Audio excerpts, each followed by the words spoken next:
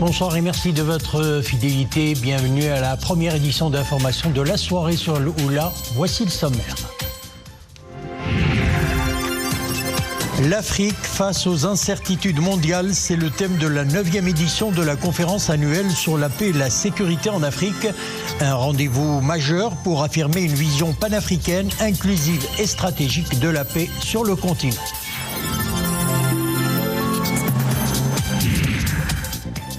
Les radars à double sens sont désormais opérationnels sur nos routes. Des radars nouvelle génération conçus pour détecter plusieurs infractions simultanément. On en saura un peu plus dans ce journal.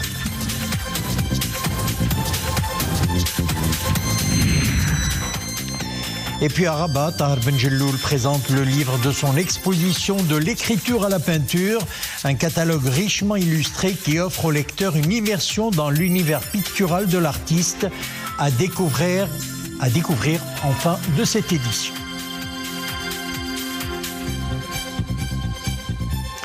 Avant de développer ces titres, les travaux hebdomadaires du Conseil de gouvernement sous la présidence du chef du gouvernement, Aziz Arnouch. Au programme, l'approbation d'un projet de loi portant création de l'Agence nationale pour la protection de l'enfance, ainsi que des centres de protection de l'enfance et des établissements de prise en charge sociale dédiés aux enfants. Le Conseil a également adopté 3 projets de décret. Le premier vise à modifier et à compléter le décret relatif à l'application des dispositions de la loi sur le code de la route concernant les véhicules.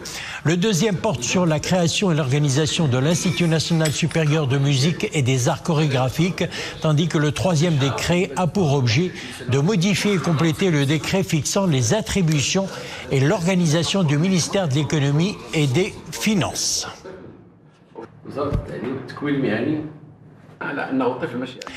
L'Afrique face aux incertitudes mondiales, c'est le thème de la 9e édition de la conférence annuelle sur la paix et la sécurité en Afrique.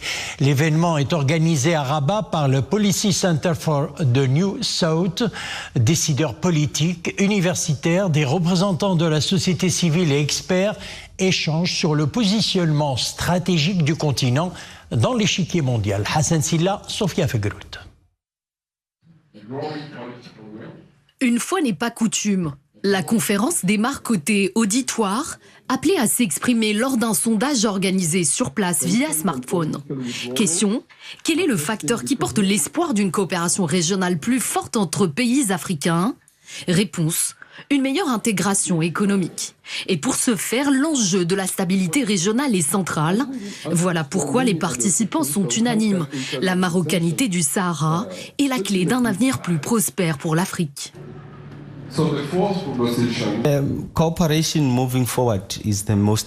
La chose la plus importante est que la coopération interafricaine se développe davantage. Et comme je l'ai dit en plénière, je soutiens le plan marocain d'autonomie qui est à la fois encensé aux Nations Unies et au sein de l'Union africaine. C'est la solution durable pour avancer. Dans ce sens, je reconnais aussi tout l'effort fourni par le Maroc pour développer ses provinces du Sud. Longtemps au centre des compétitions géopolitiques, le continent africain s'affirme aujourd'hui comme un acteur de plus en plus influent dans la gouvernance mondiale, les cadres de sécurité et les stratégies économiques. Dans ce sens, une notion a été évoquée avec insistance, la multipolarité civilisationnelle. Je dis le concept de multipolarité civilisationnelle est basé justement sur la construction d'un partenariat stratégique avec des pays comme la Russie, la Chine, mais surtout avec le Maroc, qui est un partenaire historique, qui a des liens historiques avec le Mali et qui offre une opportunité pour les 3 États du Sahel d'avoir un débouché pour la mise en valeur des matières premières stratégiques.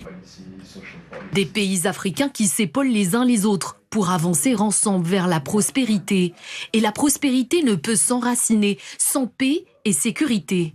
Le nouvel ordre mondial marqué par l'intensification des rivalités entre grandes puissances, l'évolution des menaces sécuritaires et les réalignements géopolitiques apporte autant de défis que d'opportunités. La jeunesse africaine au cœur des débats du sommet panafricain Yes Africa 2025, sommet centré sur les défis et perspectives liés à la jeunesse. Porté par la Fondation Jadara et l'Union panafricaine de la jeunesse, l'événement réunit des décideurs politiques, des bailleurs internationaux, des experts et plus de 120 organisations de la société civile venant de 40 pays africains. La rencontre se veut une véritable plateforme pour faire émerger des solutions concrètes en faveur de l'insertion et de l'émancipation des jeunes. Écoutez ces déclarations au micro d'Amina Allam et Mu'tasim Billah El-Bouazaoui. Aujourd'hui, nous organisons la première édition du Yes Africa, Youth Empowerment Summit for Africa, la première initiative internationale qui est destinée à la problématique des jeunes en situation de NEET en Afrique. NEET, c'est-à-dire les jeunes qui sont ni en emploi, ni en stage, ni en formation. Et l'Afrique aujourd'hui compte en 2025 plus de 72 millions de NEET. Les études prédisent que d'ici 2050, 330 millions de NEET existeront en Afrique. Et c'est pour cela que nous avons mis en place ce dispositif qui voudrait apporter une solution coordonnée, co-organisée et co-conçue par l'ensemble des intervenants, à savoir d'abord la société civile africaine. Plus de 120 ONG africaines ont été accompagnées dans le cadre du renforcement de leurs capacités en vue de les préparer à accueillir les financements africains et les financements internationaux. Le secteur privé, le secteur public, les experts, les jeunes et les bailleurs de fonds et les agences de coopération internationale. Nous portons à la connaissance des institutions nationales et internationales de pouvoir discuter, régler ce problème pour permettre à la jeunesse africaine de développer, de s'épanouir et de répondre dans l'avenir que nous voulons dans la construction à travers l'entrepreneuriat, l'innovation, l'éducation, la formation et aussi trouver des projets qui vont accompagner ces jeunes dans l'optimisation, des jeunes qui vont participer dans le développement, la construction dans leurs pays respectifs. Donc le Yes Africa est une réponse à la situation d'une crise qui affecte les jeunes Africains. Parce qu'aujourd'hui, si ces jeunes ne sont pas formés, ne sont pas préparés, ce sont des jeunes qui vont aller devenir des potentiels candidats sur la question de l'insécurité, sur la question du terrorisme, sur la question de la migration clandestine. Et aujourd'hui, l'Afrique est l'avenir du monde. Et nous devons préparer les mécanismes pour accompagner ces jeunes au développement de leurs pays respectifs. Sécurité routière à présent, ils sont entrés dans service depuis lundi. Attention, ils vous ont à l'œil. Il s'agit des nouveaux radars fixes capables de surveiller simultanément les deux sens de circulation. Le dispositif portera sur l'ensemble des infractions. L'innovation technologique marque donc un tournant dans la stratégie de sécurité routière au Maroc. Les excès de vitesse, principale cause d'accidents mortels, sont particulièrement visés par ce dispositif. Reportage à Casablanca, Mustafa Ouda, Leila Asri et Iman Ablou.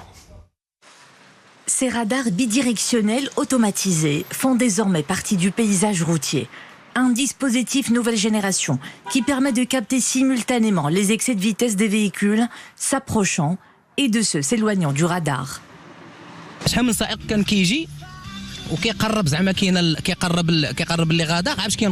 crois souvent des conducteurs qui grattent la vitesse en s'approchant du radar. Dorénavant, il y aura de quoi les dissuader car on est flashé dans les deux sens. Je pense que ça sera un dispositif efficace, surtout à l'approche des grands déplacements de l'été, qui enregistrent une hausse des accidents, souvent à cause de l'excès de vitesse.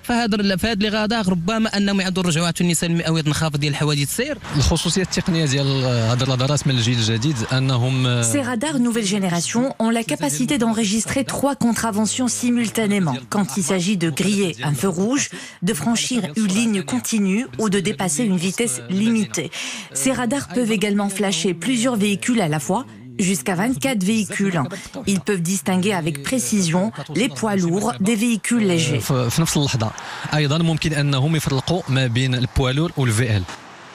Un nouveau système à double sens. Objectif, combler les angles morts du contrôle routier et renforcer l'équité entre les conducteurs. Le nouveau dispositif intervient après les avancées technologiques opérées sur ces radars, conçus de façon à protéger l'identité du conducteur et des personnes qui se trouvent à bord du véhicule. À l'échelle nationale, nous en avons 652, dont 108 pour la seule région de Casablanca-Stade. Ce dispositif s'inscrit dans un programme plus large de modernisation du contrôle routier. Un contrôle renforcé pour freiner l'hécatombe sur nos routes. Les chiffres sont alarmants. Rien qu'entre le 5 et le 11 mai dernier, la DGSN a enregistré pas moins de 2000 accidents en périmètre urbain, avec un bilan de 31 morts et plus de 2800 blessés. Le mercure est en forte hausse depuis hier. Des températures variant entre 39 et 45 degrés sont enregistrées aujourd'hui.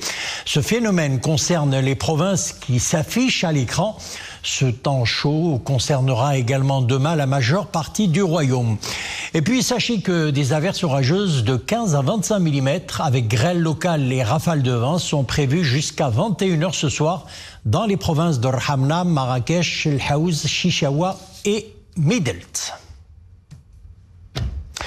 On passe à l'international. Les tensions entre Israël et l'Iran ont franchi aujourd'hui un nouveau seuil. Au 7e jour du conflit, les salves de missiles et de drones tirés en riposte par l'Iran continuent de toucher le cœur d'Israël, notamment à Tel Aviv. Les secours israéliens font état de 47 blessés.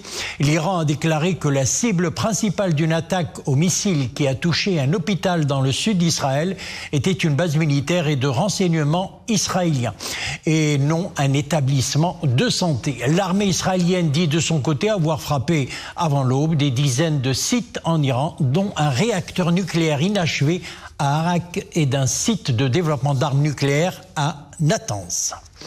Et pas loin de là, Israël poursuit ses bombardements sur la bande de Gaza. La défense civile de l'enclave palestinienne a affirmé que 25 personnes, dont 15 veuves venues chercher de l'aide humanitaire, avaient été tuées par l'armée israélienne. 10 autres personnes ont été tuées par des tirs israéliens dans 2 incidents distincts dans le nord de la bande de Gaza.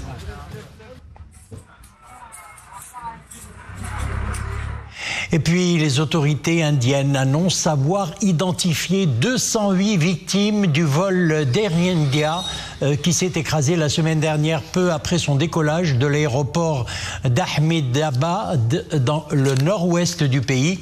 Le Boeing était bien entretenu, a assuré aujourd'hui la compagnie. Sa dernière inspection d'importance date de juin 2023. La prochaine était prévue en décembre 2025, a déclaré aujourd'hui le président directeur général d'Air India dans un message à ses clients. L'avion, comme ses réacteurs, était régulièrement surveillé.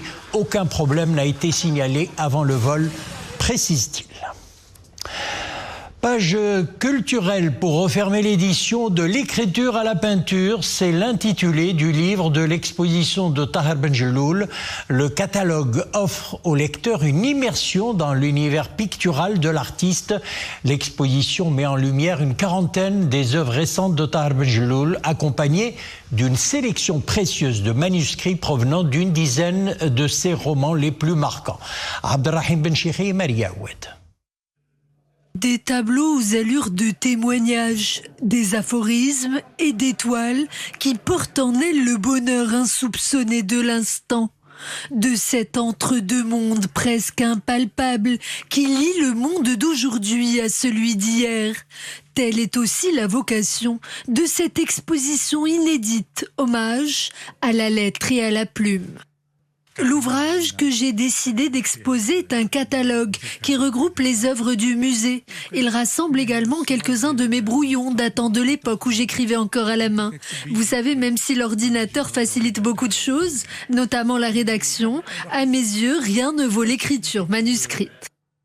Telle une métaphore de la vie d'artiste, de ses inspirations et de ses inclinations, de l'écriture à la peinture, met en lumière le geste créateur quel qu'il soit et d'où qu'il vient. Cette exposition de Tahar Benjelloul nous montre aussi combien c'est merveilleux d'ouvrir ce musée aux artistes, aux écrivains, à ces écrivains qui peignent, à ces écrivains qui écrivent. Donc c'est très intéressant aujourd'hui de voir que ce musée est toujours vivant. Il est là. Entrer dans le monde feutré de Tahar Benjelloul, c'est basculer dans une autre réalité, celle qui précède l'essence et où l'écriture se hisse au firmament de l'art, mais aussi de l'existence. Voilà, c'est avec la page culturelle que nous refermons l'édition. Merci de l'avoir suivi. L'info revient sur Loula 21h. Excellente soirée et à demain.